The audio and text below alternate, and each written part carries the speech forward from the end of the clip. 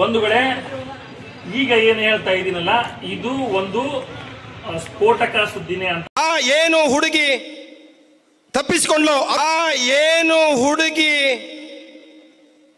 ತಪ್ಪಿಸಿಕೊಂಡ್ಲು, ಧರ್ಮಸ್ಥಳದಲ್ಲಿ ಆದಂತ ಏನು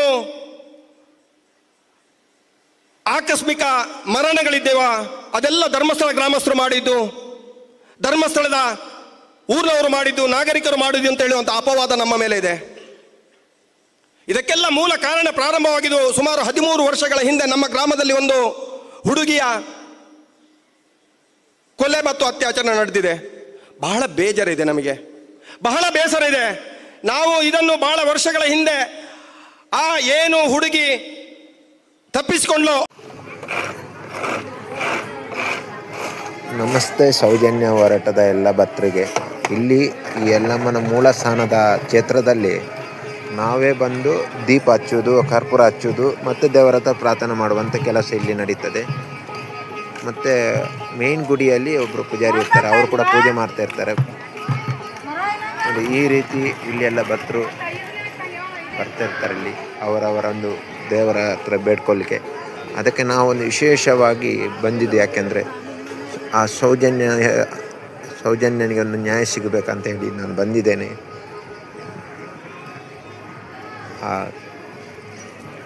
ಇಷ್ಟೇ ನಾನು ಹೇಳ್ತಿದ್ದೇನೆ, ದೇವರ ಹತ್ರ ಇಷ್ಟೇ ಪ್ರಾರ್ಥನೆ ಮಾಡ್ತಾ ಇದ್ದೇನೆ. ನೋಡಿ, ಅವರವರೇ ಬಂದು ಕರ್ಪೂರ ಹಚ್ಚೋದು, ದೇವರಿಗೆ ಆರಾಧನೆ ಮಾಡ್ತಾರೆ ಅವರವರ ಭಕ್ತಿನಿಂದ. ಪ್ರಾರಂಭದ ಹಂತಡು ಸೌಜನ್ಯಕ್ಕೆ ನ್ಯಾಯ ತಿಕ್ಕೊಂಡು ನಮ್ಮ ಭಾವನೆ ಬತ್ತಲ್ಲ ಅರ್ಧ ಪೋನಗ ನೆಟ್ಟು ಮೋಸ ಉಂಡು ನಿಂಗೆ ಗೊತ್ತಾಂಡು ಅಯ್ಯನು ಸಾರ್ವಜನಿಕವಾದ ನಿಖಿಲ ಪಂಡ್ರ ಆಪುಜಿ ಪನ್ಪುಣ ಸಂದರ್ಭಗಳು ಪಣಂದೇನು ಬುಡುಪುಣಲ ಇಜ್ಜಿ ಅನ್ನೋ ವಿಚಾರಲ್ಲ ಈ ಸಂದರ್ಭ ಪಂಡ್ರ ಇಷ್ಟಪಡ್ತಾರೆ.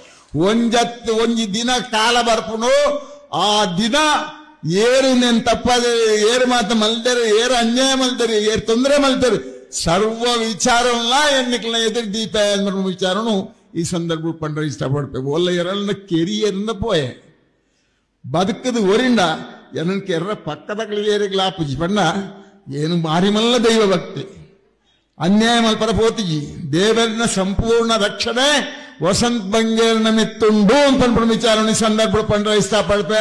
ನಿಕ್ಲೆಗೋಸ್ಕರನೇ ಈ ಜೀವನ ಮುಡುಪಾದಿನೇ ಏನು ಅಂತ ವಿಚಾರನ ಈ ಸಂದರ್ಭ ಪಂಡ್ರ ಇಷ್ಟಪಡ್ತೆ. ಬಂದ್ರೆ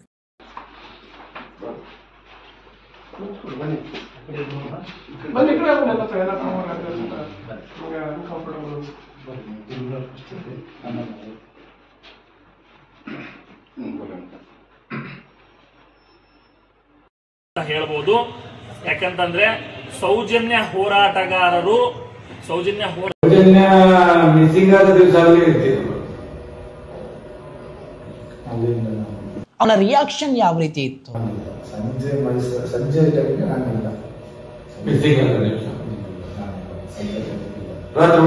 ಚಿನ್ನಯ್ಯ ಪ್ರತಿಯೊಂದನ್ನು ಎಳೆಯಾಗಿ ಬಿಚ್ಚುತ್ತಾ ಇದ್ದೆ, ನಾನು ಅದನ್ನ ಮಾಡಿದೆ, ನಾನು ಇದನ್ನ ಮಾಡಿದ್ದೆ ಅಂತೇಳಿ. ಬಟ್ ಸೌಜನ್ಯ ವಿಚಾರಕ್ಕೆ ಬರಬೇಕಾದ್ರೆ 2014 ಚಿನ್ನಯ್ಯ ಧರ್ಮಸ್ಥಳದಿಂದ ಕೆಲಸವನ್ನು ಬಿಟ್ಟು ಹೋಗ್ತಾನೆ.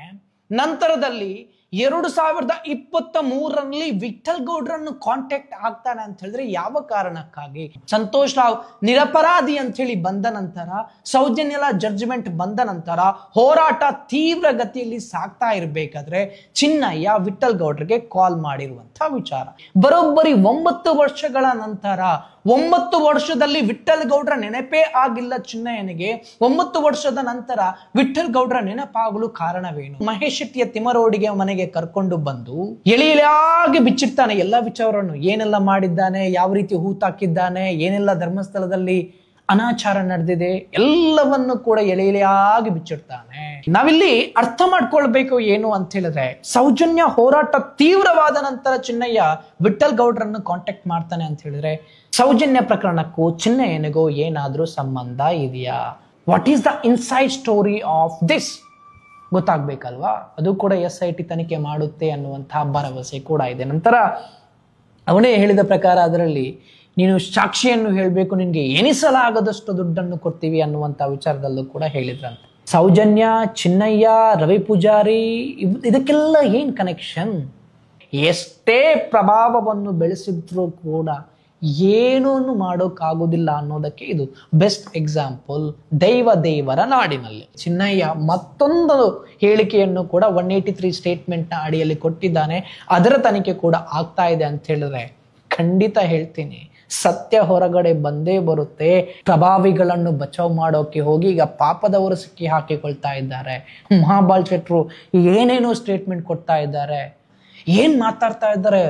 ಒಂದಷ್ಟು ಫೋಟೋಸ್ ಕೂಡ ವೈರಲ್ ಆಗ್ತಾ ಇದೆ. ಈಗ ಫೊರೆನ್ಸಿಕ್ ತಜ್ಞರು ನೀವು, ಹುಂಡು ಸರ್ಟಿಫಿಕೇಟ್ 30,000 ಕೊಟ್ಟಿರುವಂತವರು ಮಹಾಬಾಲ್ ಶೆಟ್ರೆ ನೀವು. ಮೆಡಿಕಲ್ ಟೆಸ್ಟ್ಗೆ ಅಂತೇಳಿ ಪೊಲೀಸರು ನಿಮ್ಮ ಹತ್ರ ಕರ್ಕೊಂಡು ಬಂದ್ರೆ ಕೆನ್ ಯು ಲಿಫ್ಟ್ ಮೀ ಅಂತ ಹೇಳಿ ಕೇಳ್ತೀರಾ ಅಂತ ಹೇಳಿದ್ರೆ ಏನು ಅವನು ಪವರ್ ಲಿಫ್ಟಿಂಗ್ ಟೆಸ್ಟಿಗೆ ಬಂದಿರುವಂಥದ್ದ ಅಥವಾ ಮೆಡಿಕಲ್ ಟೆಸ್ಟಿಗೆ ಬಂದಿರುವಂಥದ್ದ? ಸ್ಪಾಟ್ಗೆ ಹೋಗಿ ಅಲ್ಲೇ ಪೋಸ್ಟ್ ಮಾರ್ಟಮ್ ಮಾಡಿರುವಂಥವರು ನೀವು ಬಂಗ್ಲಾಗುಡ್ಡೆಯಲ್ಲಿ. ಇದೆಲ್ಲ ಸೌಜನ್ಯಲೇ ಹೊರಗೆ ತರ್ತಾ ಇದ್ದಾಳೆ ಅಂತೇಳಿ ಆಗೋದಿಲ್ವಾ? ಡೆವಲಪ್ಮೆಂಟ್ ಆಗುತ್ತೆ ದೊಡ್ಡ ಮಟ್ಟದಲ್ಲಿ ಅನ್ನುವಂತಹ ಭರವಸೆ ಕೂಡ ಇದೆ. ಎಲ್ಲನೂ ಕೂಡ ಪಾಸಿಟಿವ್ ಆಗೇ ಆಗುತ್ತೆ ಅನ್ನುವಂತಹ ಹೋರಾಟಗಾರರು SIT ಮುಖ್ಯಸ್ಥ ಪ್ರಣವ್ ಮೊಹಂತಿಯನ್ನ ಭೇಟಿ ಮಾಡಿ ಮಾತನಾಡಿದ್ದಾರೆ ಎನ್ನುವಂತಹ ವಿಚಾರ ಕಂಡು ಬರ್ತಾ ಇದೆ. SIT ಮುಖ್ಯಸ್ಥ ಪ್ರಣವ್ ಮೊಹಂತಿ ಅವರನ್ನ ಯಾಕೆ ಭೇಟಿ ಆದ್ರು ಎನ್ನುವಂತಹ ಕಾರಣ ಹೇಳ್ತಾ ಹೋಗ್ತಾನೆ. ಸೌಜನ್ಯ ಹೋರಾಟಗಾರರು ಲಾಯರ್ ಹತ್ರ 1 ತಾಸಿಗೂ ಅಧಿಕ ಗಂಟೆಗಳ ಕಾಲ ಲಾಯರ್ಗಳ ಹತ್ರ ಡಿಸ್ಕಷನ್ ಮಾಡಿದ್ದಾರೆ, ಚರ್ಚೆಯನ್ನು ಮಾಡಿದ್ದಾರೆ. ನಾವು ಕೋರ್ಟ್ಗೆ ಯಾವ ರೀತಿ ನಾವು ಹೋಗಬೇಕು, ಲೀಗಲ್ ಆಗಿ ಯಾವ ರೀತಿ ಹೋಗಬೇಕು, ಯಾವ ರೀತಿ ಇದನ್ನ ತನಿಖೆ ಮಾಡಿಸಬೇಕು, ಇದು ನಾವು ಸತ್ಯದ ಮಾರ್ಗದಲ್ಲಿ ಹೋಗಲಿಕ್ಕೆ ನ್ಯಾಯಾಲಯ ಒಂದೇ ನಮಗೆ ಇರುವಂತಹದ್ದು, ದಾರಿ ಇರುವಂತಹದ್ದು ನ್ಯಾಯಾಲಯ ಮಾತ್ರ. ಇನ್ನುಳಿದಂತೆ ನಮಗೆ ಸತ್ಯವಾದ ಮಾರ್ಗದಲ್ಲಿ ನಾವು ಹೋಗಿ ಸತ್ಯವನ್ನ ಎತ್ತಿ ಹಿಡಿದು ತಪ್ಪಿತಸ್ಥರಿಗೆ ಶಿಕ್ಷೆ ಆಗ್ಬೇಕಂತಂದ್ರೆ ನ್ಯಾಯಾಲಯ ಮಾತ್ರ ನಮ್ಮನ್ನ ಕಾಪಾಡಲಿಕ್ಕೆ ಸಾಧ್ಯ. ಸೌಜನ್ಯ ಹೋರಾಟಗಾರರನ್ನು ಮತ್ತು ಸತ್ಯವನ್ನು ಕಾಪಾಡಲಿಕ್ಕೆ ನ್ಯಾಯಾಲಯ ಮಾತ್ರ ಸಾಧ್ಯ ಎನ್ನುವಂತಹ ವಿಚಾರ ಈಗ ಬೆಳಕಿಗೆ ಬಂದಿರತಕ್ಕಂತಹದ್ದು. ಅಲ್ಲದೇನೆ ಇಷ್ಟು ದಿವಸ ನಾವು ಬರೀ ಒತ್ತಡ ಅಂತ ಕೇಳಿ ಬರ್ತಾ ಇತ್ತು. ಆದ್ರೆ ಈಗ ಏನು ದೂರುದಾರ ಚಿನ್ನಯ್ಯ ಏನಿದ್ದಾನೆ, ಧರ್ಮಸ್ಥಳದ ಕೊಲೆ ಅತ್ಯಾಚಾರ ಪ್ರಕರಣಗಳಿಗೆ ಸಂಬಂಧಪಟ್ಟಂತೆ 39/2025 ಏನು ದಾಖಲೆ ಆಗಿತ್ತು, ಆ ದೂರುದಾರ ಚಿನ್ನಯ್ಯ ಏನು ಈಗ ಜೈಲಿನಲ್ಲಿದ್ದಾನೆ, ಆತನಿಗೆ ಸತತವಾಗಿ ದೈಹಿಕ ಹಲ್ಲೆ ನಡೀತಾ ಇದೆ ಎನ್ನುವಂತಹ ವಿಚಾರ. ಜೈಲಿನಲ್ಲಿ ಏನು ಇದ್ದಾನೆಯ ಆ ಚಿನ್ನಯ್ಯನಿಗೆ ಸತತವಾಗಿ ದೈಹಿಕ ಹಲ್ಲೆ ನಡೀತಾ ಇದೆ ಎನ್ನುವಂತಹ ವಿಚಾರ. ಇದು ಒಂದು.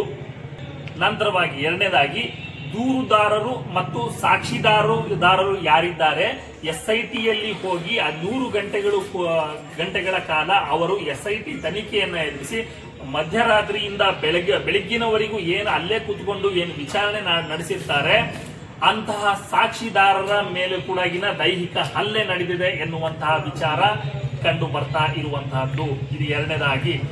ಮೂರನೇದಾಗಿ ಸ್ವತಃ SIT ಅಧಿಕಾರಿಗಳು 3 SIT ಅಧಿಕಾರಿಗಳು ಇದ್ದಾರೆ. ಅವರು ಯಾರು ಅಂತೇಳಿ ನಾನು ಈ ಸಂದರ್ಭದಲ್ಲಿ ಹೇಳಲ್ಲ. ಯಾಕಂದ್ರೆ ನಮ್ಮ ಸೌಜನ್ಯ ಹೋರಾಟಗಾರರು, ಹಿರಿಯ ಹೋರಾಟಗಾರರು ಏನಿದ್ದಾರೆ ಅವರಿಗೆ ಮಾತ್ರ ಆ 3 SIT ಅಧಿಕಾರಿಗಳ ಹೆಸರು ಗೊತ್ತಿರುವಂತಹದ್ದು. ನನಗೆ ಈಗ ಪ್ರೂಫ್ ಇಲ್ಲ, ನನ್ನ ಹತ್ರ ಇಲ್ಲ, ಹಾಗಾಗಿ ನಾನು ಹೇಳೋದಿಲ್ಲ. ಆದರೆ ಒಬ್ಬ SITಯ 3 ಹಿರಿಯ ಅಧಿಕಾರಿಗಳು ಏನಿದ್ದಾರೆ ಅವರುಗಳು ಈ ದೈಹಿಕ ಹಲ್ಲೆಯನ್ನ ಮಾಡಿಸುವಂತಹ ಕೆಲಸ ಮಾಡ್ತಾ ಇದ್ದಾರೆ, ಕಾನೂನು ಬಾಹಿರ ಮತ್ತು ಅನೈತಿಕ ಕೆಲಸವನ್ನ ಮಾಡ್ತಾ ಇದ್ದಾರೆ ಎನ್ನುವಂತಹ ವಿಷಯ ಕಂಡು ಬರ್ತಾ ಇದೆ. ಅಲ್ಲದೇನೆ SIT ಅಧಿಕಾರಿಗಳು ಭೀಮಾ ಅಥವಾ ಚಿನ್ನಯ್ಯನ ಏನಿದ್ದಾನೆ ಆ ಚಿನ್ನಯ್ಯನನ್ನ ಕರೆದುಕೊಂಡು ಬಂದು ಸಾಕ್ಷಿದಾರ ಏನಿದ್ದಾನೆ ನೀನು ಇವನಿಗೆ ಕಪಾಳಕ್ಕೆ ಹೊಡಿ ಅಂತ ಹೇಳಿ ಆ ಭೀಮಾ ಅಥವಾ ಚಿನ್ನಯ್ಯ ಏನಿದ್ದಾರೆ ಆ ಚಿನ್ನಯ್ಯನಿಂದ ಸಾಕ್ಷಿದಾರನಿಗೆ ಹೊಡೆಸುವಂತಹ ಕೆಲಸವನ್ನ ಮಾಡಿದ್ದಾರೆ ಎನ್ನುವಂತಹ ವಿಚಾರ ಇಲ್ಲಿ ಕಂಡು ಬರ್ತಾ ಇದೆ. ಸಾಕ್ಷಿದಾರ ಏನು ದೂರುದಾರ ಚಿನ್ನಯ್ಯ ಏನಿದ್ದಾನೆ ಅವನನ್ನ ಕರೆದುಕೊಂಡು ಬಂದು ಸಾಕ್ಷಿದಾರನಿಗೆ ಹೊಡೆಸುವಂತಹ ಕೆಲಸ ನಡೀತಾ ಇದೆ ಎನ್ನುವಂತಹ ವಿಚಾರ. ಹಾಗಾದರೆ ನೋಡಿ ಎಲ್ಲಿಗೆ ಬಂತು ವ್ಯವಸ್ಥೆ ಎನ್ನುವಂತಹದ್ದು. SIT ಮಾಡಿರುವಂತಹದ್ದು ಅಸಹಜ ಸಾವುಗಳು ಮತ್ತು ಅತ್ಯಾಚಾರ ಮತ್ತು ಕೊಲೆಗಳ ಪ್ರಕರಣಗಳ ಮಹಿಳೆಯರ ಕೊಲೆಗಳಿಗೆ ಸಂಬಂಧಪಟ್ಟಂತೆ ಮಾಡ್ರಿ ತನಿಖೆನೆ ಅಂತಂದ್ರೆ ಅಲಾಯಕ್ ಲುಚ್ಚ ಲೋಫರ್ ಕಚಡ ಅಧಿಕಾರಿಗಳು ಏನಿದ್ದಾರೆ, ಅಲಾಯಕ್ ಲುಚ್ಚ ಕಚಡ ಲೋಫರ್ ಅಧಿಕಾರಿಗಳು ಏನಿದ್ದಾರೆ ದೂರುದಾರರನ್ನೇ ಹಲ್ಲೆ ಮಾಡುವಂತಹದ್ದು ಮತ್ತು ಸಾಕ್ಷಿದಾರರಿಗೆ ಹಲ್ಲೆ ಮಾಡುವಂತಹ ಕೆಲಸವನ್ನು ಈ ನಾಲಾಯಕ್ ಲುಚ್ಚ ಕಚಡನ ಅಧಿಕಾರಿಗಳು ಮಾಡ್ತಾ ಇದ್ದಾರೆ ಎನ್ನುವಂತಹದ್ದು ಬೆಳಕಿಗೆ ಬಂದಿರುವಂತಹದ್ದು.